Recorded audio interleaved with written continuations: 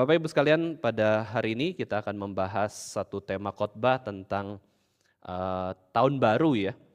Jadi khotbahnya sama seperti kebaktian yang pertama, yaitu tentang bagaimana Allah itu melakukan sesuatu yang baru. Mari kita sama-sama berdoa terlebih dahulu sebelum kita mendengarkan firman Tuhan.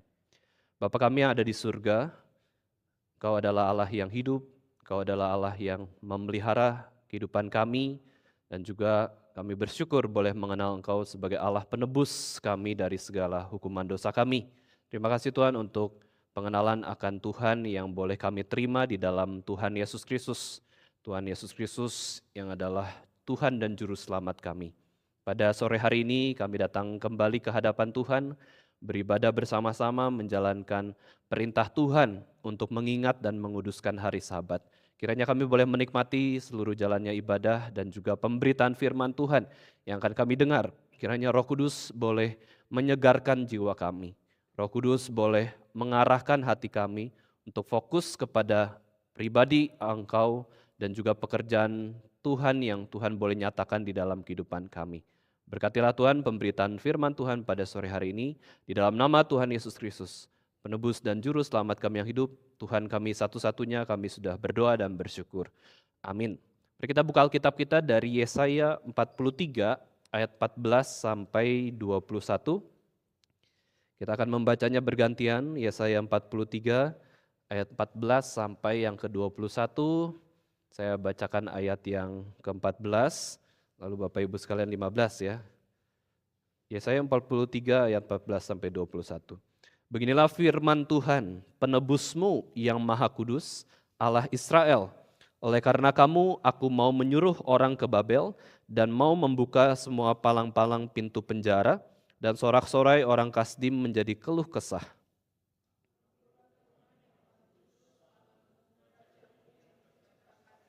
Beginilah firman Tuhan yang telah membuat jalan melalui laut dan melalui air yang hebat.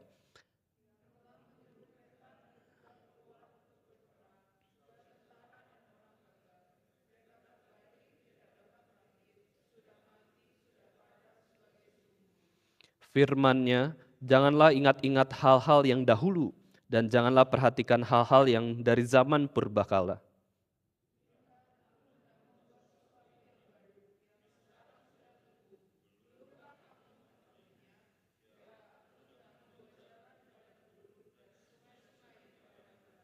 Binatang hutan akan memuliakan aku, serigala dan burung unta, sebab aku telah membuat air memancar di padang gurun dan sungai-sungai di padang belantara untuk memberi minum umat pilihanku.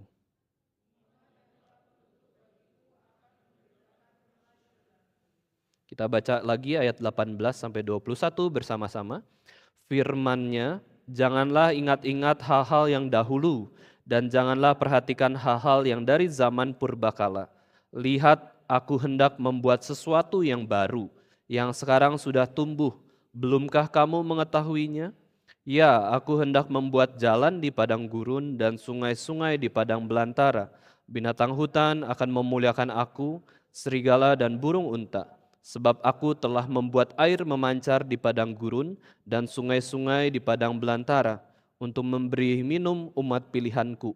Umat yang telah kubentuk bagiku akan memberitakan kemasyuranku.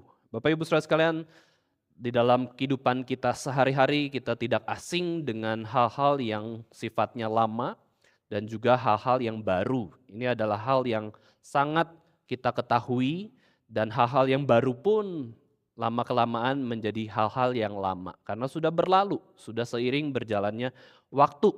Dan ketika kita memasuki tahun baru di dalam gereja tertentu ataupun komunitas-komunitas tertentu, mereka mau merayakan tahun baru dengan suatu acara yang bertemakan tentang old and new.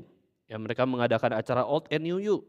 Kita adakan acara persekutuan di malam tahun baru, lalu kita mengingat masa lalu di tahun sebelumnya, kita ingat segala peristiwa yang boleh terjadi, segala kegagalan di masa lalu, keberhasilan di masa lalu, maupun juga pengalaman yang boleh terjadi. Tahun yang berlalu itu seperti apa?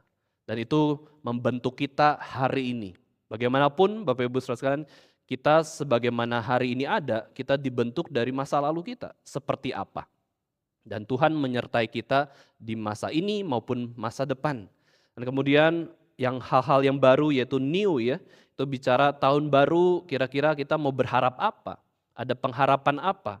Ada hal yang baru yang kita mau kerjakan apa? Ya kita mau melakukan sesuatu yang baru seperti apa di tahun ini, dan kita juga bersiap-siap hal yang baru yang muncul di tahun ini seperti apa juga. Kita mempersiapkan untuk bisa menjalani tahun yang baru. Ya kurang lebih sehingga di dalam acara tersebut kita boleh belajar dari masa lampau supaya tidak mengulangi kesalahan masa lampau dan juga bisa memasuki tahun baru dengan hikmat dari Tuhan supaya hidup kita lebih baik.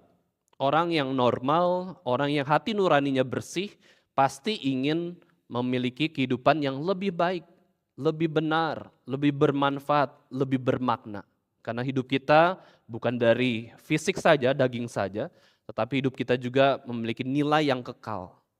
Kita tahu bahwa hidup kita sementara, maka kita sebenarnya harus menghabiskan hidup kita ini di dalam satu kali kehidupan ini dengan lebih baik lagi, lebih baik lagi. Nah itu waktu kita merenungkan soal waktu. Musa di dalam doanya di Mazmur 90 itu mengatakan bahwa Tuhan ajarlah kami menghitung hari-hari kami supaya kami makin bijaksana. Nah ketika kita merenungkan soal waktu, ya waktu hidup kita di masa lalu, masa sekarang maupun masa depan, harapannya adalah supaya kita memiliki bijaksana dari Tuhan. Dan bijaksana yang sejati adalah bagaimana kita hidup takut akan Tuhan. Maka kalau mau memiliki kehidupan yang lebih baik di hadapan Tuhan, maka kita mau memiliki hati yang terus lebih takut akan Tuhan, lebih taat kepada Tuhan. Lalu bicara soal hal yang baru, bukan saja bicara soal acara old and new, ada juga toko old and new.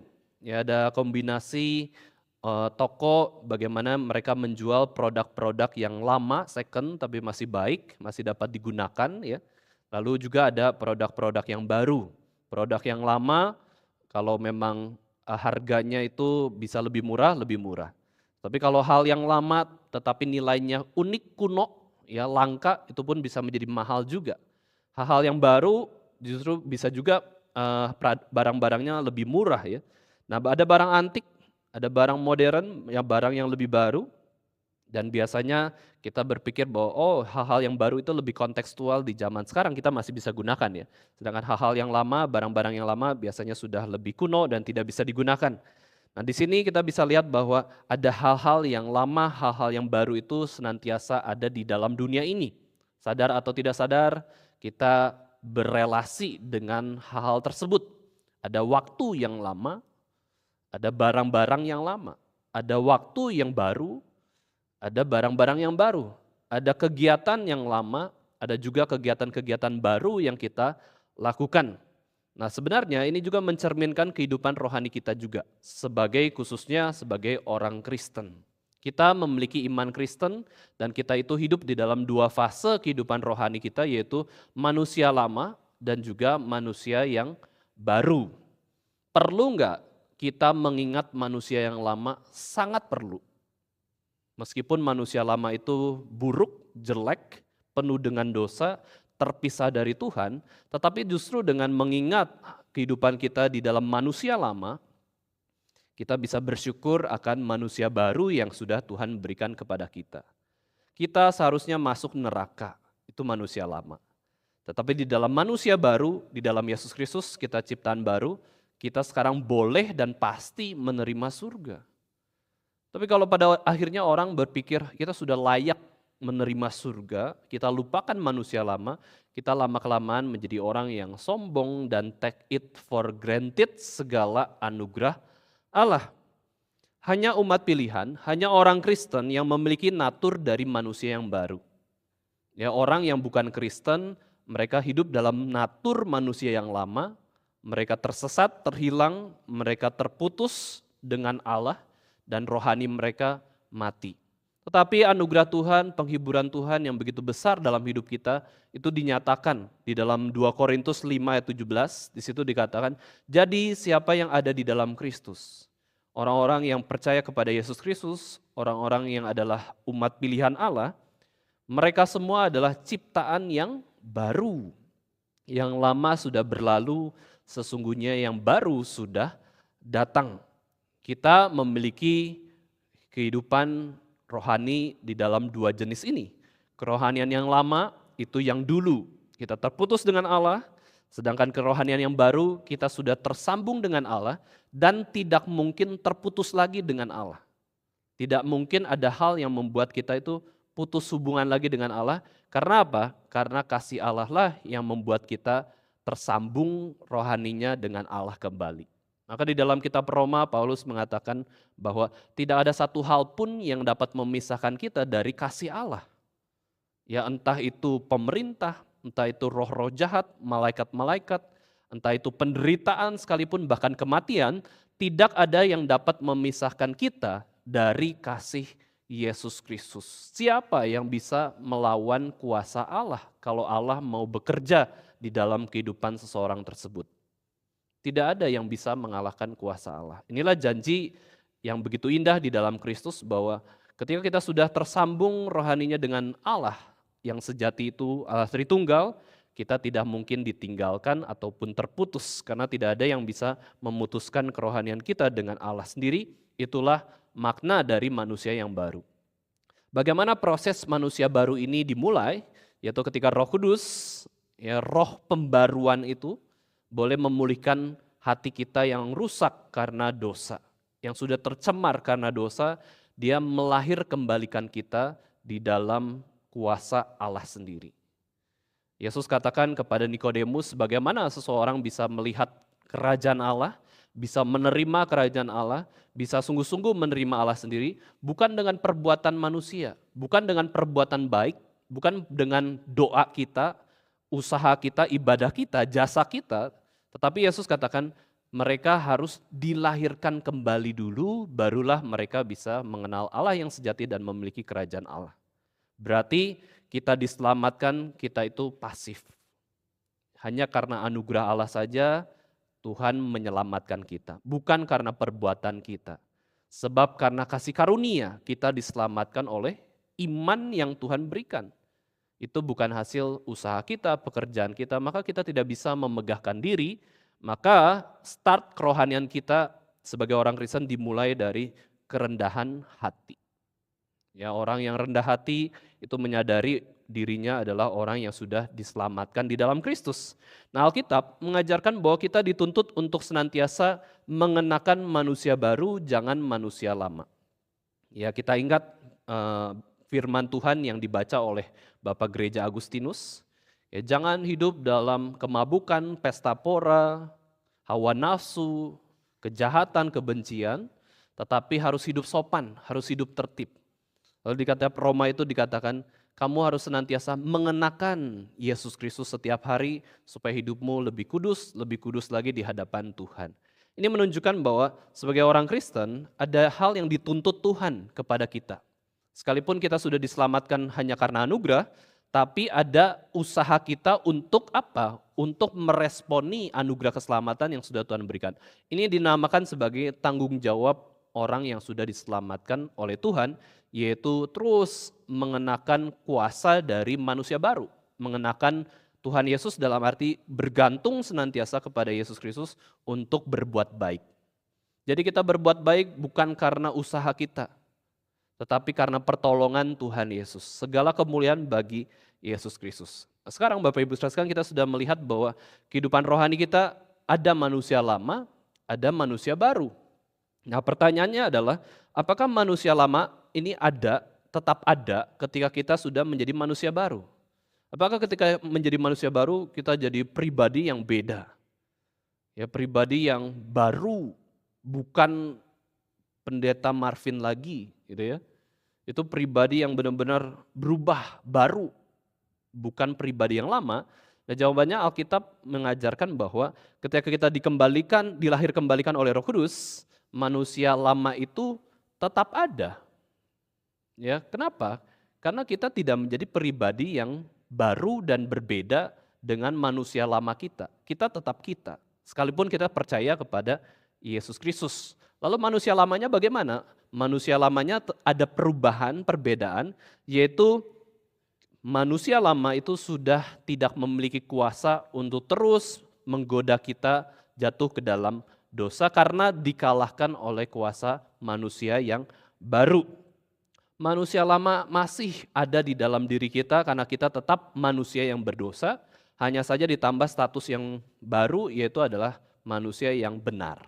Kita sudah dibenarkan oleh darah Yesus Kristus, pengorbanan Yesus di atas kayu salib itu membenarkan hidup kita. Tapi prakteknya tetap kita adalah manusia yang berdosa, belum dipulihkan 100% ketika nanti masuk di surga ya. Maka dari itu manusia lamanya ada tapi sudah disalibkan. Sudah berbeda kuasanya, sudah mati bahkan.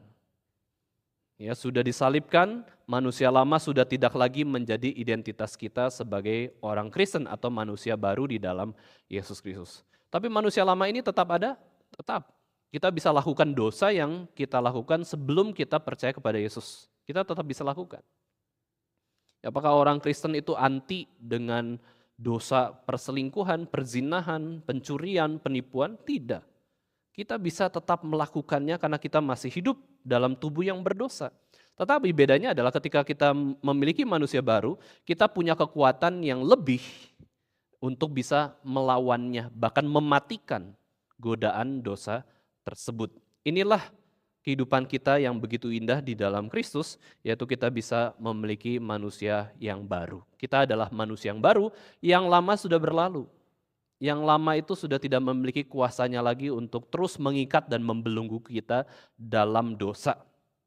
Nah, sebagai orang Kristen di tahun baru ini, kita harus ingat nasihat yang penting untuk terus mengenakan manusia baru. Ya, mengenakan Yesus Kristus yang sudah berkorban bagi jiwa kita, yang sudah mengasihi kita. Jangan sampai kita sudah memiliki natur manusia yang baru, kita masih terus tergoda untuk jatuh dalam dosa, terjebak di dalam manusia yang lama. Sehingga ketika kita betul-betul memiliki manusia yang baru, natur manusia yang baru, kehidupan lama kita itu berubah sedikit demi sedikit. Ya, maka ada lagu ya, yang mengajarkan bahwa sedikit demi sedikit, tiap hari, tiap sifat, Yesus mengubahku. Dulu senangnya perkumpulan orang-orang berbuat jahat, ngomong kata-kata kasar, narkoba. Sekarang sudah manusia baru, kita nggak suka hidup dalam lingkungan yang pencemooh, kita tinggalkan pelan-pelan.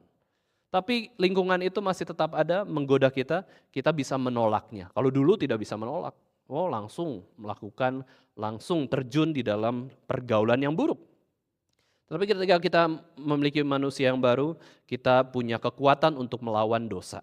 Dan bukan saja itu, kita sebagai orang Kristen mulai melakukan hal-hal baru di dalam kehidupan kita untuk menyenangkan Tuhan dan melayani Dia. Dulu nggak pernah ibadah minggu, sekarang tidak pernah bolong ibadah minggu. Itu hal yang baru. Dulu tidak pernah puasa, tapi sebagai orang Kristen akhirnya mulai satu waktu berpuasa kepada Tuhan. Itu hal yang baru. Dulu tidak pernah berdoa dengan cara yang benar, yang berpusatkan kepada Allah, masih fokus kepada diri dulu. Tapi pelan-pelan kita doakan untuk kemuliaan Tuhan, pekerjaan Tuhan bukan untuk diri. Jadi Bapak Ibu Saudara sekalian, kita semakin lama di dalam kehidupan yang baru bersama dengan Kristus, terus ada praktek-praktek yang baru yang kita bisa lakukan untuk menyenangkan Tuhan kita. Prinsip firman Tuhannya tetap sama, yaitu taatilah Tuhan, kasihilah Tuhan dengan segenap hatimu, kasihilah sesama manusia, tetapi aplikasinya ada ribuan macam, metodenya ada banyak, praktek untuk menyenangkan Tuhan begitu limpah. Saya kenal satu orang, ini mungkin suatu contoh yang khusus, ketika dia memiliki kehidupan lama yang buruk, dia berzina, dia narkoba, dia harus sampai di penjara, ya karena menggunakan narkoba dan membagikan narkoba kepada banyak orang ya. Lalu pada akhirnya di penjara itu Tuhan kasih anugerah dia untuk bisa memiliki kerinduan baca firman. Dia ceritakan bahwa di penjara itu nganggur, terlalu banyak waktu. Tetapi di penjara bisa menjadi berdosa sekali karena pergaulan yang buruk. Tetapi di dalam anugerah Tuhan, orang yang di penjara pun didisiplin Tuhan dan bisa terus bergumul di dalam firman Tuhan. Ketika dia keluar dari penjara, ya dia mulai mencari Tuhan, baca firman dengan tekun, cari gereja yang tepat, Dan akhirnya Tuhan menggerakkan sesuatu hal yang baru yang dia tidak pernah pikirkan dan orang lain Kristen lain lakukan, yaitu dia punya niat untuk menyalin firman Tuhan ke selembar HVS begitu besar, satu ayat.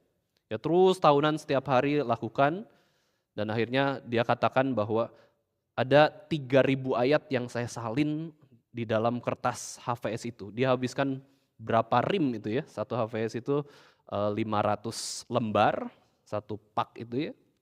Pokoknya total 3.000. Tapi sekarang masih tulis lagi enggak? Sudah tidak.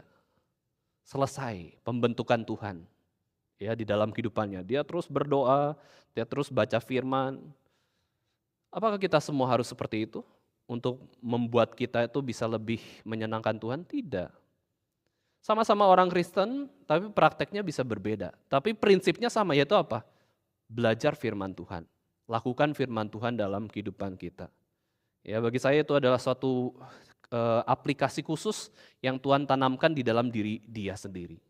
Ada orang-orang tertentu yang komitmen, anggap seperti seorang ibu dari pendeta Stephen Tong, tiap hari Jumat saya akan kunjungi orang miskin. Saya akan pakai baju putih, saya akan bawa beras, saya akan bawa minyak, saya bawa sembako, mengunjungi orang yang betul-betul memerlukan. Siapapun itu, mau orang Kristen, non-Kristen, Jumat, ya siang, saya khususkan hari itu, saya akan datang menolong, mengunjungi dan mendoakan orang. Ya, itu adalah hal-hal baru loh. Kita pun tidak punya komitmen sekeras itu.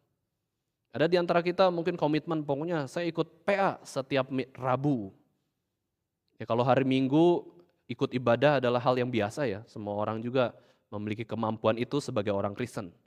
Ya bahkan orang non-Kristen pun bisa mengkomitmenkan 1 minggu sekali saya akan datang ke tempat ibadah. Wah itu normal.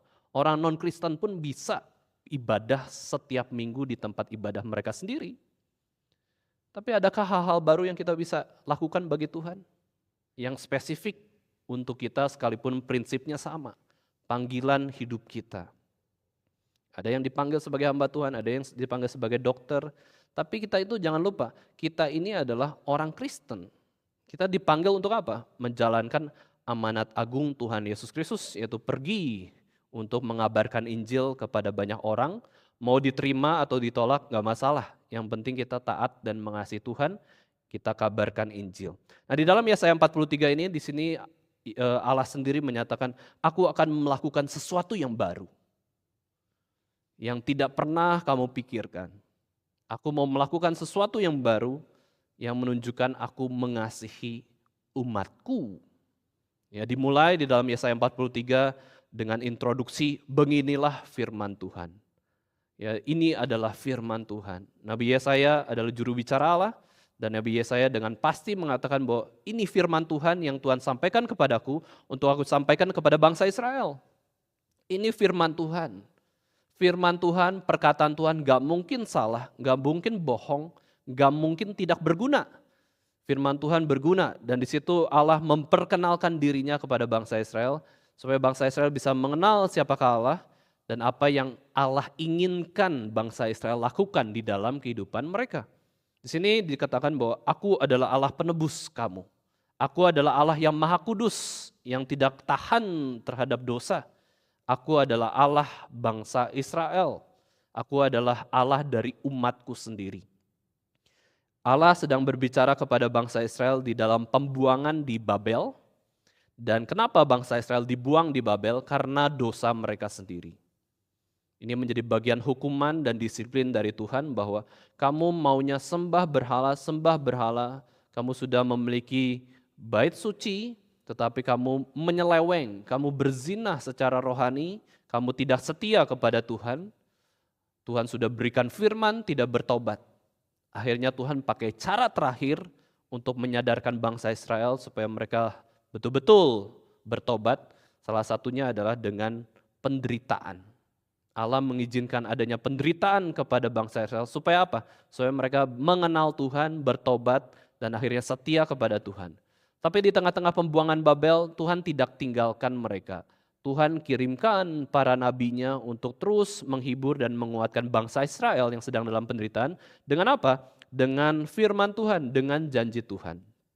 Bapak Ibu saudara sekalian, kita semua mungkin masih kecil pernah merasakan dihukum oleh orang tua.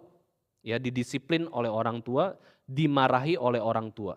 Dan perasaan itu adalah perasaan yang tidak enak. Bagi anak maupun bagi orang tua yang mengasihi anaknya. Tidak enak dimarahi dalam kondisi apa? Perseteruan kan. Ada sesuatu hal yang mau dibereskan, konflik dengan cara apa? Menjalankan hukuman. Tapi Allah kita adalah Allah yang baik, ketika Dia izinkan penderitaan terjadi, Dia tidak jadi Allah yang jahat. Ketika Dia disiplin kita, bukan disiplin dengan kebencian, Dia disiplin dengan kasih. Dia menghukum dengan kasih. Tetapi bangsa Israel yang dihukum Tuhan begitu lama di pembuangan Babel, 70 tahun. Ya, kita dimarahi orang tua 1 jam saja, rasanya nggak enak. Kita tidak ngomong dengan orang tua, dengan pasangan yang kita kasihi selama 30 menit saja karena musuhan. Kita rasanya ingin memperbaiki relasi tersebut. Tapi bangsa Israel begitu tegar tengkuk, begitu memberontak kepada Tuhan, sehingga Tuhan mengizinkan bangsa Israel dibuang oleh Tuhan ke Babel, dijajah oleh bangsa Babel, dan itu sangat-sangat lama, 70 tahun. Perasaan bangsa Israel wajar jika rasa mereka itu ditinggal oleh Tuhan. Perasaan bangsa Israel wajar ketika merasa bahwa Allah itu jahat sama mereka, meninggalkan mereka, dan mereka juga rasanya firman Tuhan itu gagal. Mana buktinya Tuhan akan memulihkan kami sudah mau bertobat, tapi kami masih dalam pembuangan di Babel. Nah, di sini Tuhan pakai Nabi Yesaya untuk menubuatkan penghiburan bagi bangsa Israel yang sedang terpuruk. Yaitu bangsa yang menjajah kamu akan jatuh. Ya, umat Israel akan dibebaskan dari pembuangan dan akan memasuki hidup yang baru bersama dengan Allah di Yerusalem. Aku akan melakukan sesuatu yang baru. Ya, bukan membebaskan kamu seperti waktu kamu di Mesir selama 300-an tahun, kamu di Mesir, terus dengan mujizat tulah menyerang bangsa Mesir, Firaun ya.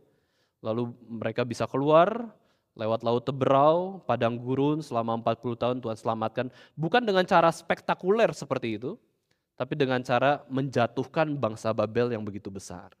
Beda caranya. Tuhan bisa nggak jatuhkan bangsa Mesir di zaman dulu? Ketika Mesir menjajah atau memperbudak bangsa Israel, bisa saja. Nggak perlu dengan tulah, nggak perlu dengan mujizat.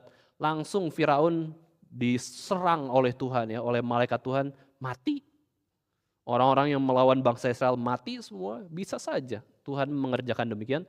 Tapi di zaman dulu Tuhan menggunakan kuasanya yang spektakuler supaya menjadi suatu kabar bahwa Allah yang sejati adalah Allah bangsa Israel atau umat pilihan Tuhan. Maka di dalam poin pertama yang kita bisa renungkan di Yesaya 43 ayat 18, di situ dikatakan bahwa jangan ingat-ingat hal-hal yang dahulu. Lalu diulangi lagi nasihat ini, repetisi ya, nasihat pengulangan, penekanan ya. Jangan perhatikan hal-hal yang dari zaman purba kala. Nah, maksudnya apa hal-hal yang dahulu dalam konteks ayat ini? Ini bukanlah nasihat zaman modern yang mengatakan di momen tahun baru ya. Oke, kita sudah memasuki tahun baru. Ya, kemudian nasihatnya adalah kita jangan ingat-ingat trauma masa lalu. Jangan terjebak dalam kebencian masa lalu. Ya, jangan sampai kita terjebak dalam masa lalu terus kemudian hidup kita berhenti di masa lalu, kita tidak menjalani hari ini maupun tidak menjalani masa depan. Ya, itu kan nasihat yang bagus ya untuk tahun baru ya. Oke, kita terus maju di dalam Tuhan. Terus berpengharapan, sekalipun kita sudah banyak melakukan dosa dan kegagalan di masa lalu, tetapi ada pengharapan di dalam Kristus. Nah, itu bagus ya. Tetapi tidak bisa nasihat itu diambil dari ayat ini, meskipun nasihat itu baik. Karena apa? Ayat ini bicara soal karya Allah di masa lalu, kamu jangan ingat-ingat hal-hal yang dahulu, bahwa aku akan membebaskan kamu seperti aku membebaskan bangsa Israel dari perbudakan Mesir.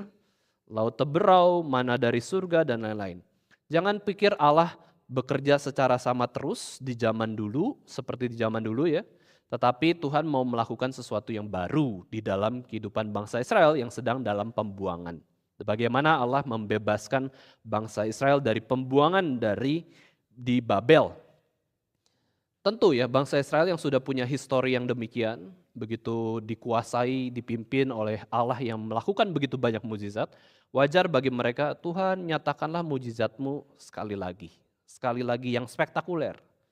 Maka di dalam tradisi Yahudi kan, Paulus pernah mengatakan, orang-orang Yahudi ini seringnya mencari tanda, sukanya cari mujizat, itu orang Yahudi. Tetapi orang Yunani sukanya cari pengetahuan, hikmat. Tetapi Allah itu tidak ada di mujizat atau tanda, Allah juga tidak ada di dalam ilmu pengetahuan, Allah ada di dalam salib Kristus. Itu Paulus katakan demikian. Yang kita cari adalah harusnya juru selamat, satu-satunya itu siapa? Yang harusnya kita cari adalah permasalahan dosa ini dapat dibereskan melalui siapa? Hanya melalui salib Yesus Kristus. Nah, maka Allah mengatakan jangan ingat yang dahulu ya. Jangan kamu itu terkunci dalam pemahaman yang dulu bahwa Allah itu terus bekerja dengan cara yang lama, yang mujizat spektakuler seperti itu. Karena Tuhan bisa menyatakan kehendak dan kuasanya dengan cara yang baru, tetapi tetap sesuai dengan prinsip kebenaran firman Tuhan. Allah bisa bekerja bukan hanya dengan supranatural, tetapi dalam hal natural pun bisa. Bahkan melampaui natural pun ya Tuhan berkuasa untuk menyatakan kehendaknya. Nah, seringkali orang Kristen di zaman sekarang, Bapak Ibu sekalian ya, cenderung seperti orang Israel zaman dulu. Mengurung Allah di dalam cara-cara yang lama Allah bekerja. Itulah kerusakan dari gereja saat ini. Oh, Allah bisa melakukan mujizat.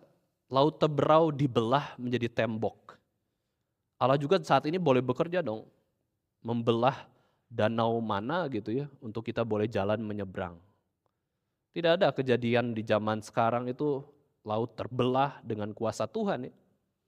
Oh, kalau Allah bisa menyembuhkan orang yang lumpuh menjadi berjalan, yang tuli menjadi mendengar, yang buta melihat tanpa medis, ilmu medis, tanpa dokter, Allah pun sekarang bisa bekerja, maka kita doa, gak perlu ke dokter.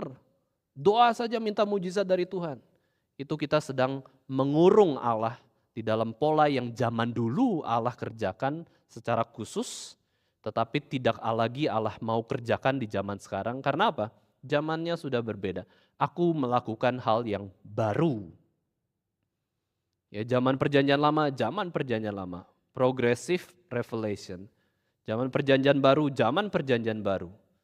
Lalu zaman Alkitab dituliskan dan selesai diwahyukan menjadi wahyu yang tertulis, inilah zaman yang kita hidupi sekarang.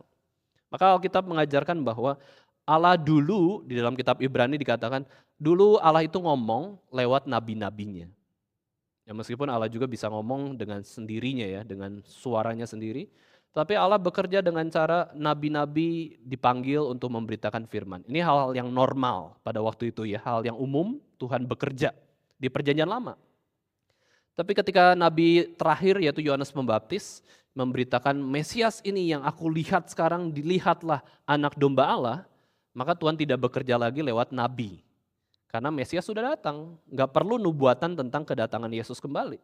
Ya, kedatangan Yesus yang pertama itu tidak perlu lagi, maka Tuhan bekerja secara beda, buang para nabi, tidak dipakai lagi nabi-nabi, tidak ada lagi nabi.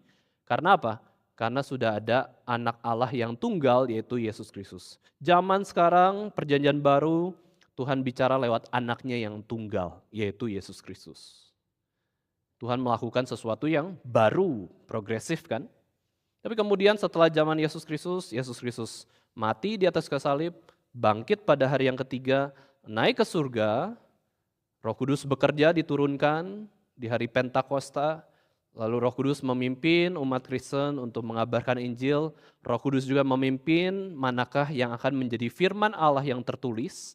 Maka zaman sekarang dimulai yaitu zaman Alkitab yang tertulis. Allah bekerja lewat firman Tuhan yang tertulis. Dan ini adalah wahyu yang sudah selesai diberikan kepada Allah. Kalau sudah ada Alkitab, perlu nggak yang dulu, mujizat yang dulu lagi? Nggak perlu. Kalau sudah ada Alkitab, perlu nggak Yesus datang lagi ke dalam dunia untuk menunjukkan kasih-Nya kepada kita? Nggak perlu, hanya sekali terjadi cukup. Tetapi bukan berarti Allah juga jadi tidak maha kuasa dan tidak bisa melakukan mujizat. Ya tetap Tuhan bisa melakukan mujizat, tetapi tidak bisa kita normalkan atau umumkan, generalisasi. Oh Tuhan pasti lakukan mujizat lagi. Yang mati bisa Tuhan Yesus bangkitkan. Oh berarti kita bisa doakan nih di pemakaman, yuk kita doakan supaya bangkit dari peti mati itu ya. Adanya kita bukan betul-betul percaya kepada Tuhan, langsung takut semua. Ya karena sudah tidak Tuhan pakai lagi. Tetapi kalau di kondisi, saya tetap percaya ya, kalau kondisi di mana daerah itu tidak ada Alkitab, tidak ada orang Kristen, berarti zamannya seperti apa?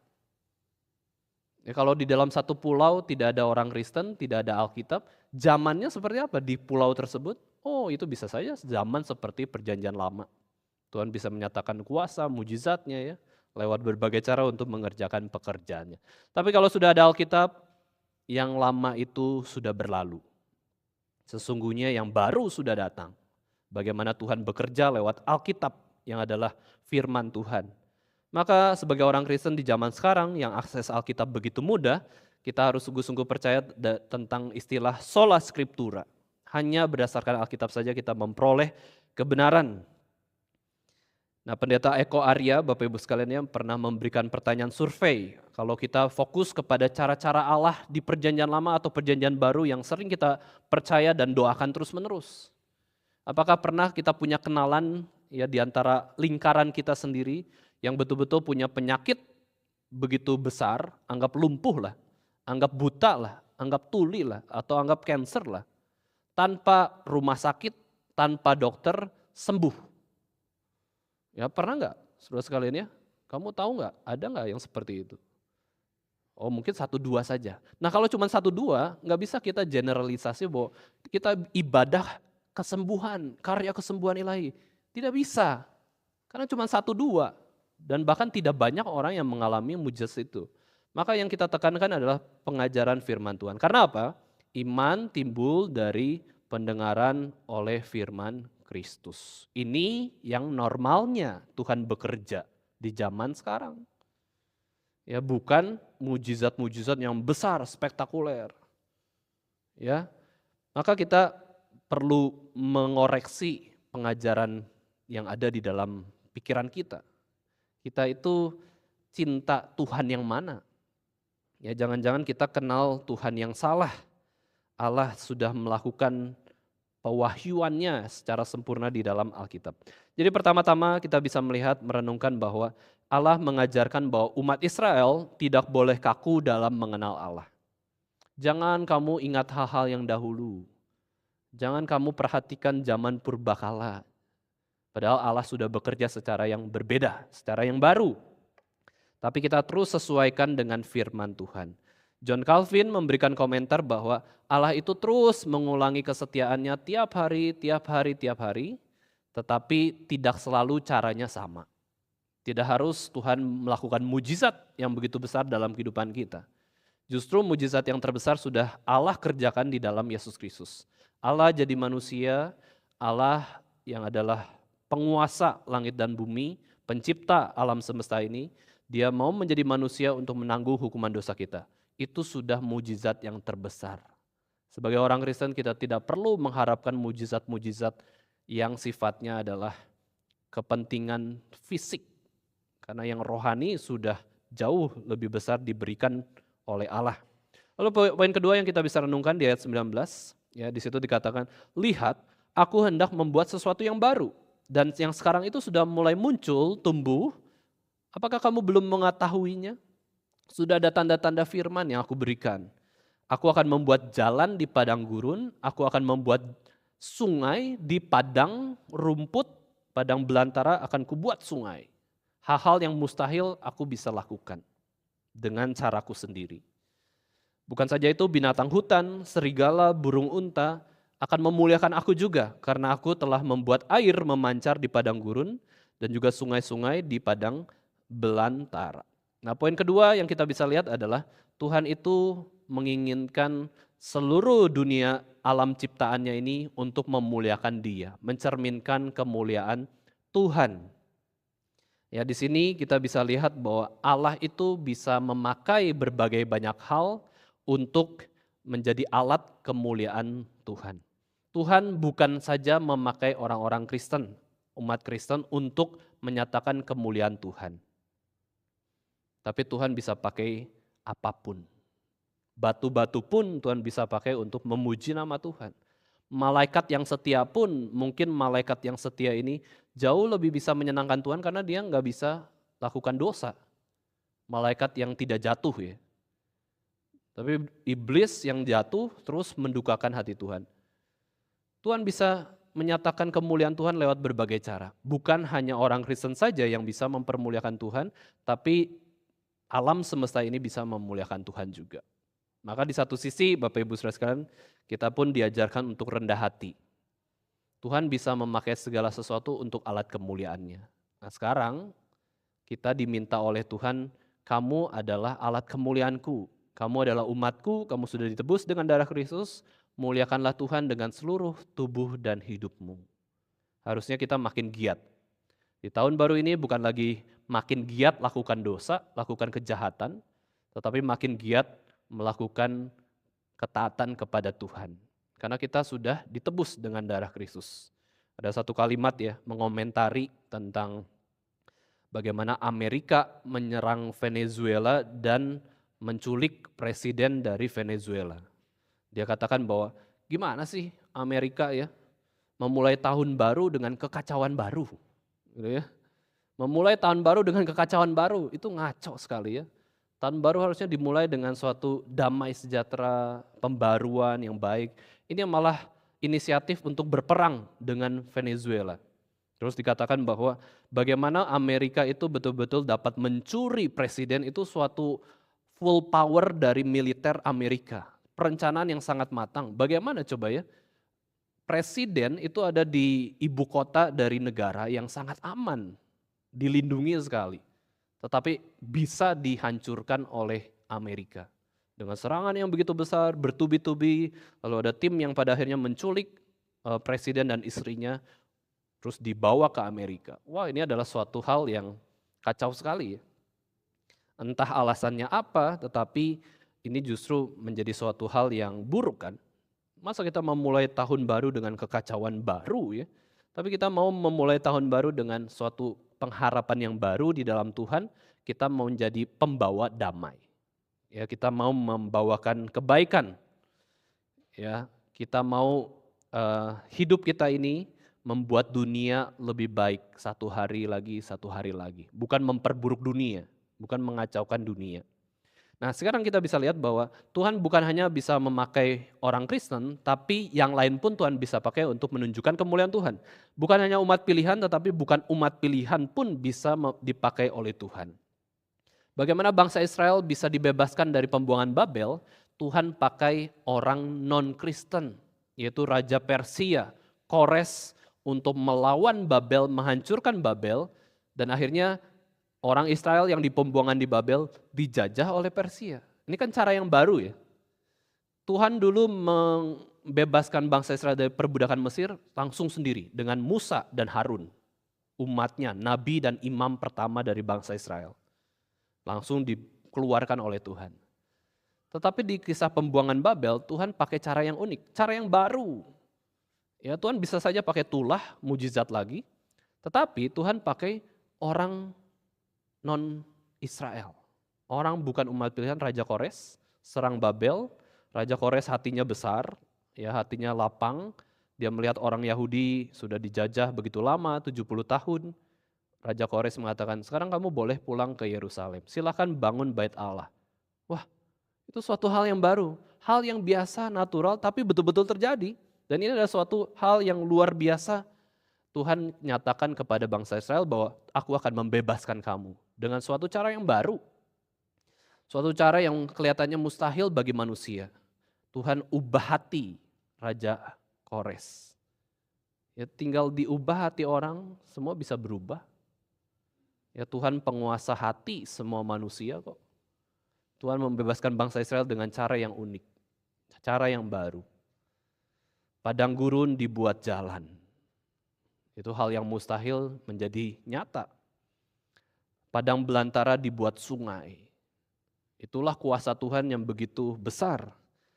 Tuhan menyatakan kemuliaannya bisa lewat tumbuhan, hewan, benda-benda langit, planet, alam semesta, itu bisa mempermuliakan Tuhan juga. Kalau Tuhan pada akhirnya bisa menunjukkan kemuliaannya lewat seluruh kejadian di alam ini, betapa bersyukurnya kita boleh dipakai Tuhan menjadi alat kemuliaan Tuhan. Di dalam kitab Yosua, Bapak Ibu Saudara sekalian ya, Allah pernah dipanggil dengan sebutan yang unik. Ya, ketika saya baca saat teduh dari kitab Yosua, ada sebutan yang unik ya, yaitu Tuhan itu disebut Tuhan semesta bumi. Sedang ngapain? Dia berhenti di dalam air sungai Yordan. Dia hadir di dalam ciptaannya, dia menghentikan aliran sungai Yordan yang begitu deras, dijadikan bendungan, sehingga bangsa Israel bisa melewati sungai Yordan. Yosua bisa membawa bangsa Israel untuk menyeberang, untuk melakukan penyerangan di kota Yeriko. Allah semesta bumi bisa menunjukkan kemuliaannya lewat alam yang dia ciptakan. Kitab Samuel mengatakan Tuhan bahwa Tuhan adalah Tuhan semesta alam. Baik bumi atau ciptaan Tuhan itu bisa mempermuliakan Tuhan. Nah, mari kita baca Mazmur 19 ayat 2-5. Ini wujud bagaimana Tuhan sebenarnya bisa menyatakan kemuliaannya lewat alam sekalipun ya. Kita baca Mazmur 19 ayat 1 sampai yang ke-4 ya. Atau 2 sampai yang ke-5. Dari langit menceritakan kemuliaan Allah. Mari kita sama-sama baca firman Tuhan ini 2-3. Langit menceritakan kemuliaan Allah dan cakrawala memberitakan pekerjaan tangannya. Hari meneruskan berita itu kepada hari dan malam menyampaikan pengetahuan itu kepada malam. Tidak ada berita dan tidak ada kata, suara mereka tidak terdengar, tetapi gema mereka terpancar ke seluruh dunia dan perkataan mereka sampai ke ujung bumi. Sampai situ saja. Nah, di sini menunjukkan bahwa lewat alam kita bisa lihat kemuliaan Tuhan dan alam itu mencerminkan kemuliaan Tuhan. Tapi secara pasif. Secara pasif kalau manusia belajar tentang alam sungguh-sungguh, mereka bisa mengenal sifat-sifat Allah yang umum. Ketika lihat bintang di langit, Allah itu maha kuasa. Ketika kita lihat alam semesta, bumi begitu kecil, matahari begitu besar, kita bisa tahu Allah itu maha besar. Lewat ciptaan Tuhan. Bukan hanya itu, Tuhan pakai orang yang tidak kenal Tuhan juga untuk mengerjakan pekerjaan Tuhan secara apa? Secara pasif juga. Raja Kores, Raja Nebukadnezar pada waktu itu ya. Dan banyak orang-orang yang dipakai Tuhan juga sekalipun mereka tidak percaya kepada Tuhan untuk memuliakan Allah. Hanya saja mereka mempermuliakan Allah itu bukan dari keinginan mereka sendiri, bukan secara aktif ya. Alam kan tidak aktif untuk mempermuliakan Allah karena alam tidak hidup. Ya, meskipun hewan dan tumbuhan memiliki kehidupan tetapi tidak memiliki akal budi, tidak serupa dan segambar dengan Allah. Tapi juga orang yang tidak mengenal Tuhan, melawan Tuhan pun, mereka pun mengerjakan pekerjaan yang biasa saja, ada kepentingan agenda sendiri, tetapi bukan aktif sungguh-sungguh mau memuliakan Allah, menyembah Allah di dalam kehidupannya, tetapi itu pun Tuhan bisa pakai. Sehingga dalam Yesaya dikatakan Tuhan betul-betul memakai semua ciptaannya untuk kemuliaan Dia. Roma 11 ayat 36 mengatakan sebab segala sesuatu adalah dari Dia, oleh Dia, dan kepada Dia. Segala kemuliaan bagi Allah saja. Maka sekali lagi Bapak Ibu sekalian, kita sudah mengenal siapa Yesus, kita sudah ditebus dengan darah Kristus yang begitu mahal, maka jalankanlah tujuan utama kita hidup dalam dunia ini, yaitu mau memuliakan Allah dengan seluruh kehidupan kita. Paulus mengatakan baik makan maupun minum atau mengerjakan sesuatu yang lain, aku lakukan untuk kemuliaan Tuhan. Ya, inilah fokus hidup kita ya setelah kita mengenal Allah Sang Pencipta seluruh ciptaan. Dan poin ketiga yang kita bisa renungkan Bapak Ibu sekalian di ayat 21 dari Yesaya 43, yaitu Allah melakukan sesuatu yang baru juga, bukan hanya lewat alam ciptaannya, tetapi agar umatnya itu bisa minum dan dibentuk oleh Tuhan agar bisa memberitakan kemasyuran nama Tuhan. Ya, maksudnya apa? Umat Tuhan bisa minum, yaitu mendapatkan pemeliharaan yang pasti oleh Tuhan. Ya, bagaimana Tuhan menjamin keselamatan mereka sekali mereka sudah percaya kepada Kristus, mereka akan terus percaya kepada Kristus. Sekali mereka sungguh-sungguh percaya kepada Allah, mereka terus percaya kepada Allah dan tidak tergoyahkan. Mereka bisa memasyurkan nama Tuhan. Dan bagaimana bangsa Israel yang di pembuangan ini untuk bisa dibentuk, untuk bisa memasyurkan nama Tuhan, yaitu dengan bagaimana mereka percaya pada janji-janji Tuhan. Sekalipun mereka belum mengenal Yesus Kristus ya. Orang-orang perjanjian lama tidak tahu nama Yesus, tapi mereka percaya Yesus yang akan datang. Berarti secara tidak langsung orang-orang dalam perjanjian lama percaya Yesus juga. Cuman percaya tanpa nama.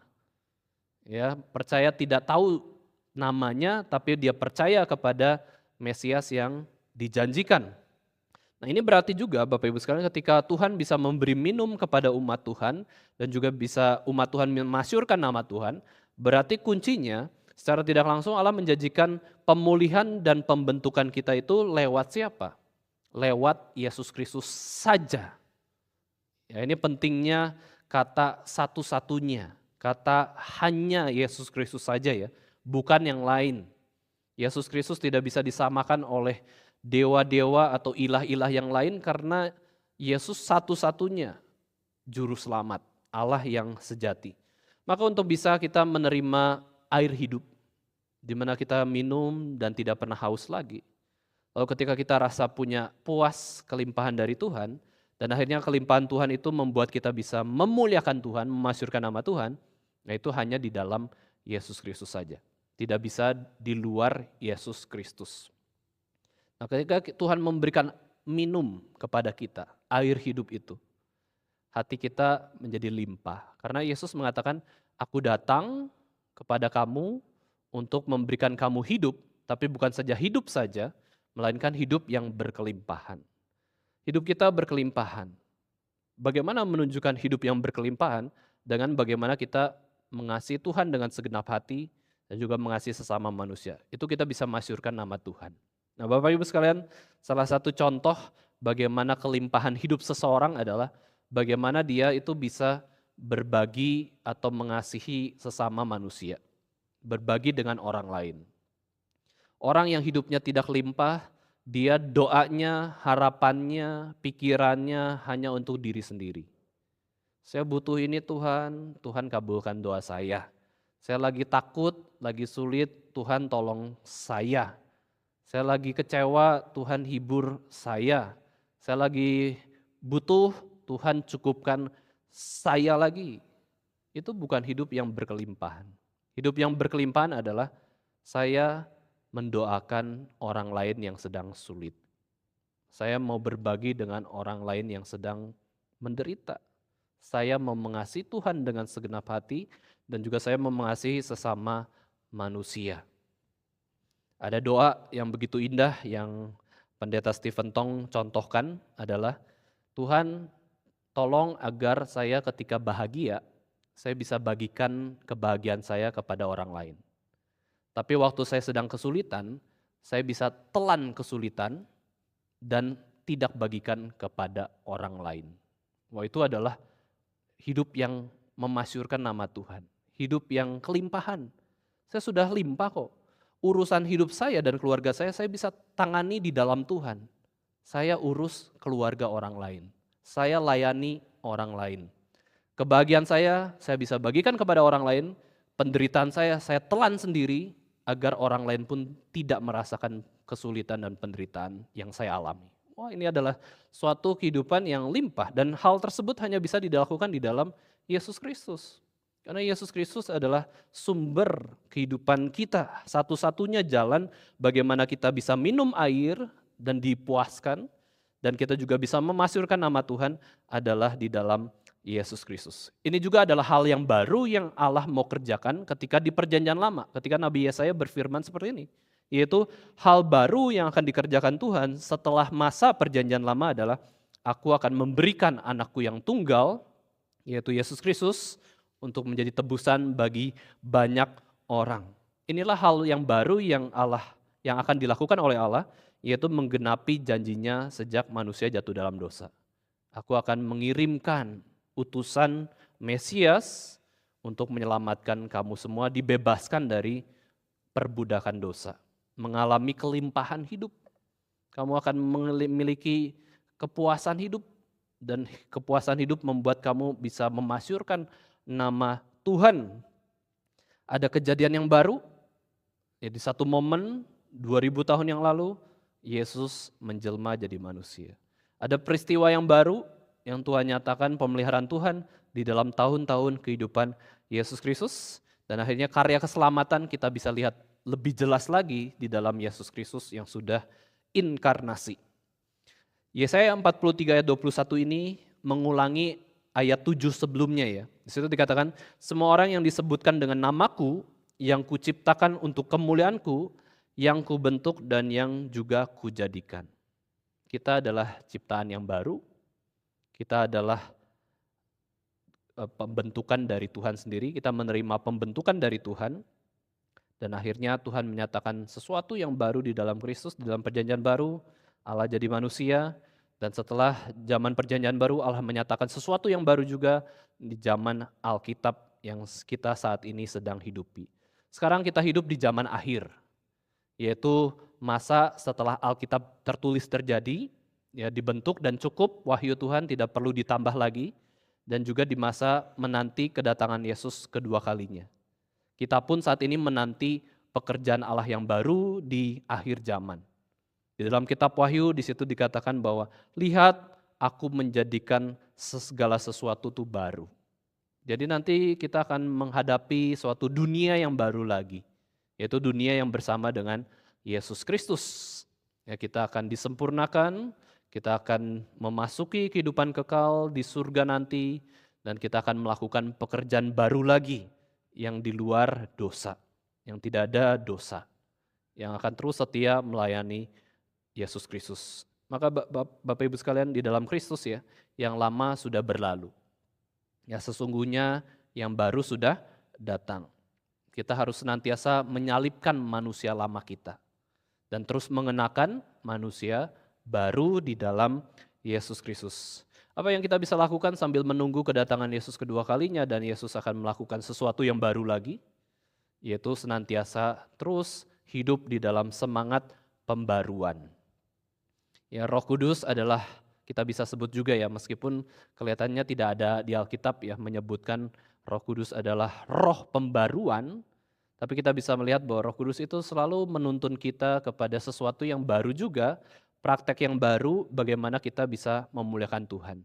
Apakah 20 tahun yang lalu, 25 tahun yang lalu sudah ada gereja GRI Yogyakarta di jalan benar? Nggak ada. Ini sesuatu yang baru jadi ya di November 2024. Sesuatu hal yang baru. Dan kita akan terus menginginkan bagaimana kita menggenapi rencana Tuhan, hal-hal yang baru, aplikasi yang baru, praktek yang baru, pelayanan yang baru yang Tuhan rencanakan agar kita genapi di dalam kehidupan kita yang sementara ini. Ya, Musa mengatakan, ajarlah kami menghitung-hitung hari supaya kami boleh memiliki hati yang bijaksana. Maka setiap kita tahun baru, kita hitung bertambah. Tahun 2026. Dulu berarti 2025. Ya, ada penambahan, ada hal baru. Kita diingatkan untuk senantiasa memiliki semangat pembaruan dari Tuhan. Apa itu semangat pembaruan Bapak Ibu sekalian? Yaitu semangat untuk lebih giat bagi Tuhan, lebih memuliakan Tuhan di dalam kehidupan kita, lebih mengenal Tuhan lagi dalam kehidupan kita. Kita cari cara-cara yang baru untuk menyembah Tuhan.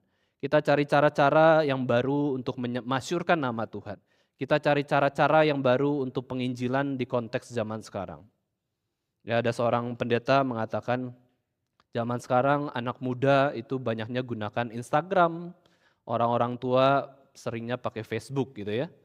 Maka saya sekalipun pendeta itu di zaman tengah-tengah ya, dia mau menggunakan Instagram untuk apa? Untuk memberitakan kemasyuran Tuhan. Ya, baik Instagram atau TikTok seperti itu ya.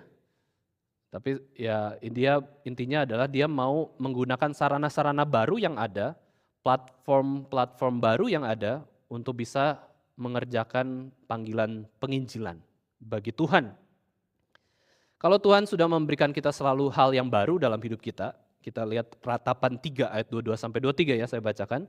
Tak berkesudahan kasih setia Tuhan, tak habis-habis rahmatnya, selalu baru tiap pagi loh. Besar kesetiaanmu. Rahmat Tuhan selalu baru, kasih setia Tuhan selalu baru tiap pagi. Masa kita pun tidak mau melakukan hal yang baru yang menyenangkan Tuhan setiap hari? Sekalipun prakteknya mungkin berulang, tapi kita mau mendapatkan pimpinan Roh Kudus yang baru, kira-kira apa ya yang bisa kita lakukan untuk berbagi kepada orang lain di hari tersebut ya. Kalau Tuhan terus memberikan rahmat-Nya selalu baru, kita pun mau melakukan hal-hal yang baru untuk bisa menyenangkan Tuhan dan kerajaan Tuhan boleh semakin berkembang di dalam dunia ini.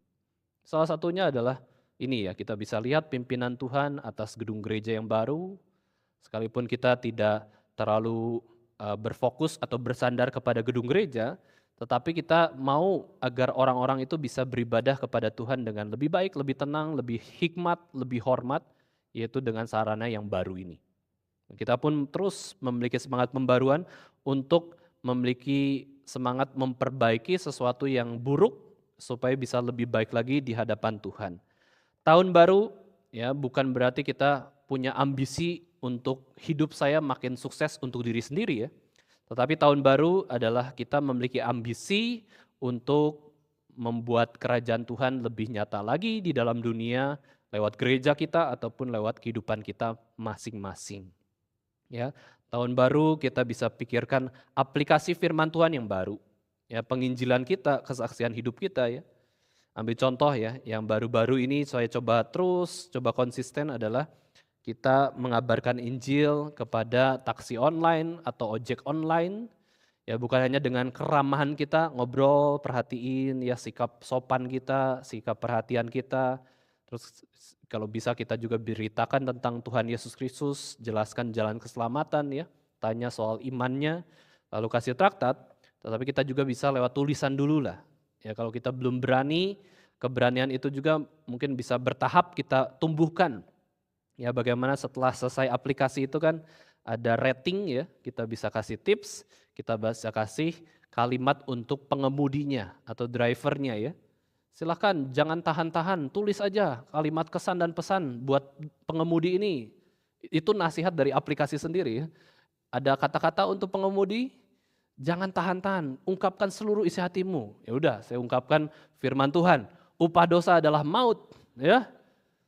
Tetapi kasih karunia Allah adalah hidup kekal di dalam Tuhan Yesus Kristus. Tuhan berkati, sehat selalu. Sudah. Disuruh siapa? Disuruh aplikasi kok, ya. Disuruh Tuhan tentu ya, amanat agung untuk penginjilan. Itu kan sesuatu hal yang baru. Bapak Ibu sekalian pernah pikirkan penginjilan dengan cara yang baru kita lakukan untuk menyenangkan Tuhan.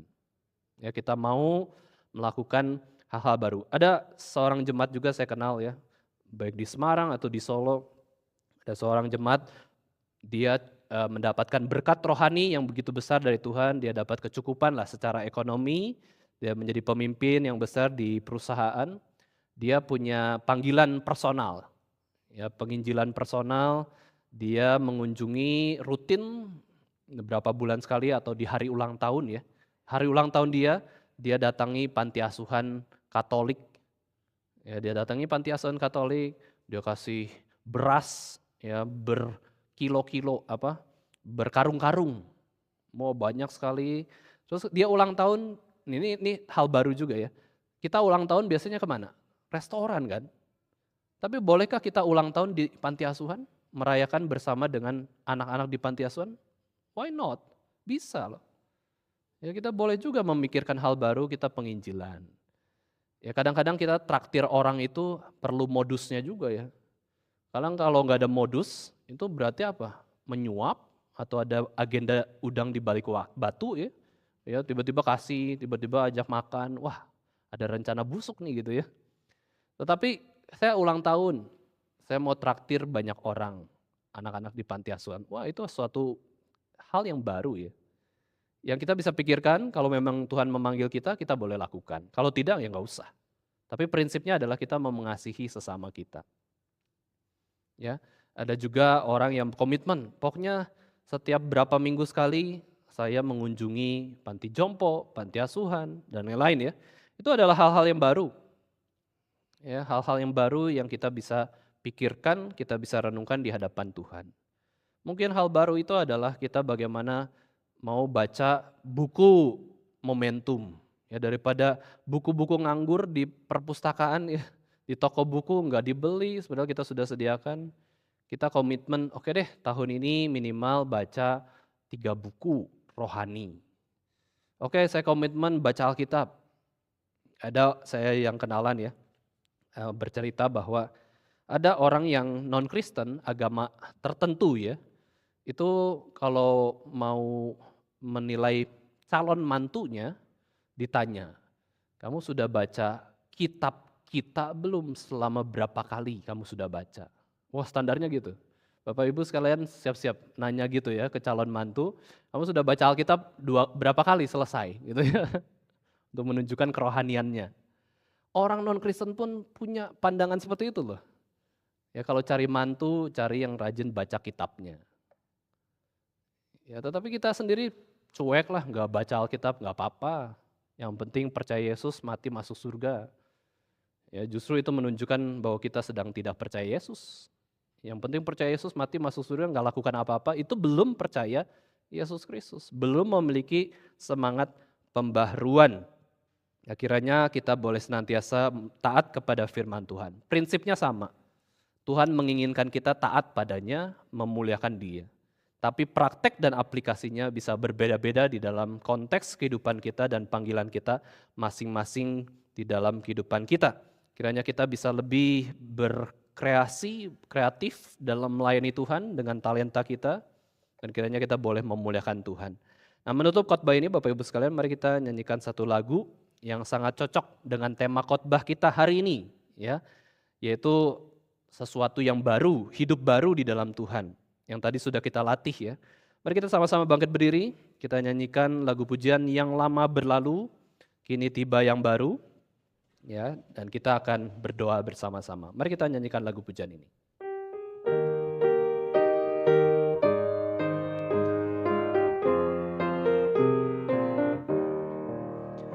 Yang lama berlalu, kini tiba yang baru. Ku hidup di dalam Tuhan Yesus. Yang lama berlalu, kini tiba yang baru. Ku hidup di dalam Tuhanku. Roh Kudus mengubah hidupku, Ya bekerja dalam jiwaku. Ku pancarkan mulia Tuhanku, ku ikut Tuhanku selamanya. Yang lama berlalu, kini tiba yang baru. Ku hidup di dalam Tuhan Yesus. Yang lama berlalu, kini tiba yang baru. Ku hidup di dalam Tuhanku. Roh Kudus mengubah hidupku, Ya bekerja dalam jiwaku. Ku pancarkan mulia Tuhanku, ku ikut Tuhanku selamanya. Hidup baru, hidup baru, hidup dalam Tuhanku. Hidup baru, hidup dalam Tuhanku. Menutup khotbah ini minta kesediaan Vikaris Lukman untuk berdoa bagi kita, mendoakan hidup kita agar boleh terus hidup baru di dalam Kristus ya. Mari kita sama-sama berdoa kepada Tuhan. Bapa kami surga, kami bersyukur ya Tuhan untuk kebenaran firman Tuhan yang terus mendorong kami, mengingatkan kami dan menegur kami ya Tuhan. Ya bersyukur atas karya Tuhan di masa lampau yang begitu ajaib secara khusus di tahun 2025 kepada setiap kami dan kepada gerejamu di GRI Yogyakarta ini. Kami juga bersyukur ya Tuhan, bagaimana Tuhan juga menyatakan kasih setia Tuhan, sehingga Engkau mengizinkan kami untuk memasuki 2026 ini. Tolong kami ya Tuhan, untuk kami dapat sebagaimana firman-Mu tadi sampaikan, untuk kami dapat menghidupi hari-hari kami dengan terus memikirkan apa yang kami bisa kerjakan untuk memuliakan nama Tuhan. Di dalam setiap aspek kehidupan kami, kiranya nama Tuhan yang ditinggikan. Kami bersyukur untuk hamba-Mu, Pendeta Marvin yang sudah menyampaikan firman-Mu. Kiranya Engkau terus memakai Pendeta Marvin Tuhan untuk memuliakan nama-Mu. Dalam nama Tuhan Yesus kami berdoa. Amin.